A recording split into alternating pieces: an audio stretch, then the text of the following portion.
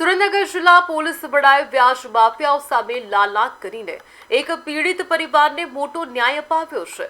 લીંબડીના એક પરિવારે 4 વર્ષ પહેલા ધંધામાં રૂપિયાની જરૂરિયાત હોવાથી વ્યાજખોરો પાસે પોતાનું 70 તોલા સોનું ગીરવે મૂક્યું હતું। જો કે આ વ્યાજખોરોની ચુંગાલમાંથી સોનું છોડાવવા માટે વ્યાજ ભરી શકાય તે પરિવારની આર્થિક પરિસ્થિતિ નહોતી।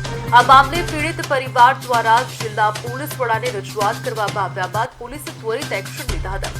પોલીસે કડક કાર્યવાહી કરીને વ્યાજખોરો પાસેથી અંદાજે રૂપિયા 1 કરોડની કિંમતનું 70 તોલા સોનું મુક્ત કરાવી તેના મૂળ માલિકને હેમખેમ પરત આપ્યું છે।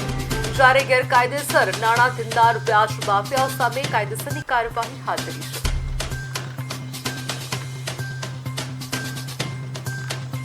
તે લઈ અમને રાજી ખુશીથી એકબીજાનું સમાધાન પણ કરાયું છે।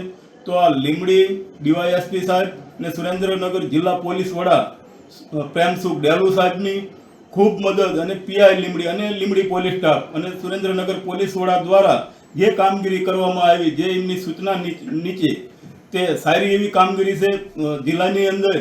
તો તેમને પણ ખૂબ ખૂબ આભાર। તમામ એકદમ ખુશ છે અને આના જે આખો જે પરિવાર છે આ પરિવારને એક તરીકેથી લંબા 4 થી 5 વર્ષથી એ લોકો હેરાન થતા હતા અને આની જે મહિલાઓ હતી અને આને પોતાના દાગીના મળતા નથી હતા અને પોલીસ સ્ટેશન આવ્યા પછી ફક્ત 1 થી 2 દિવસની અંદર તમામ કાર્યવાહી પૂરી થઈ ગઈ છે અને અત્યારે અમે જે આના દાગીના છે એ 70 તોલાના દાગીના અત્યારે આપણા એસપી ઓફિસમાં પરત આપ્યા।